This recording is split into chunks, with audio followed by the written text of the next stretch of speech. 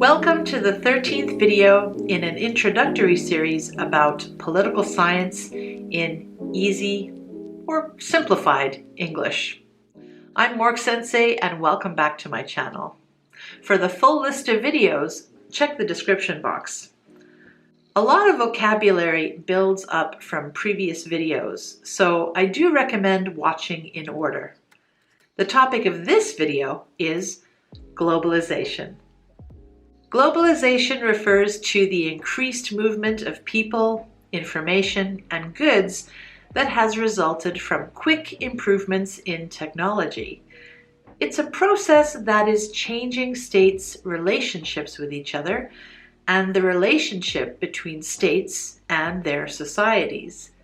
In this video, we will analyze 3 effects of globalization: changes in states' security agendas, changes in their sovereignty, and changes in their societies.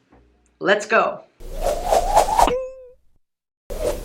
According to both realism and idealism, a state improves its security when it successfully interacts with other states. Globalization, however, is changing the idea of security. In particular, states are including problems like crime, disease, and the environment as part of their security agendas.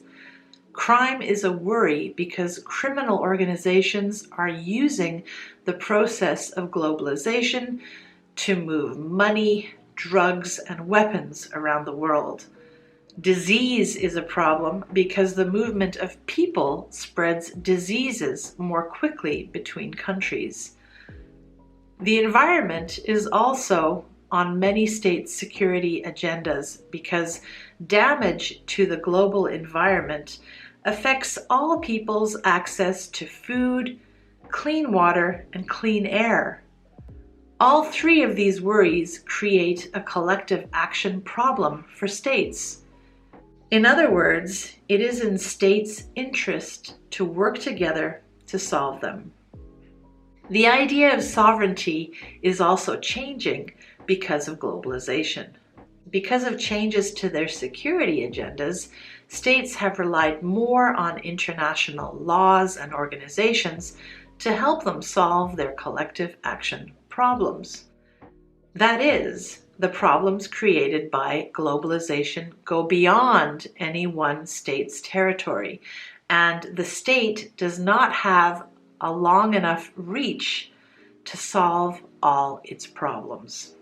An example is the World Health Organization, which the United Nations authorizes to help states solve their health problems.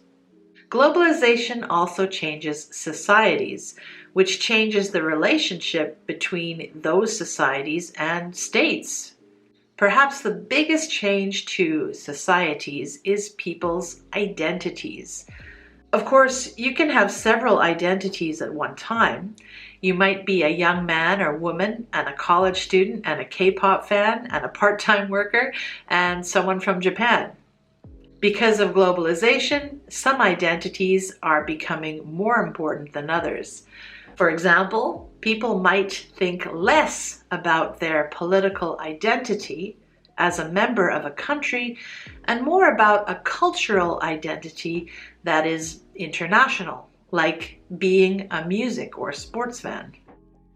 This affects the relationship between states and societies because states try to create national identities through schools and public media. As a result of globalization, people's identities are becoming more international and less national. This change might be good or bad for people, but states have an interest in shared political identity.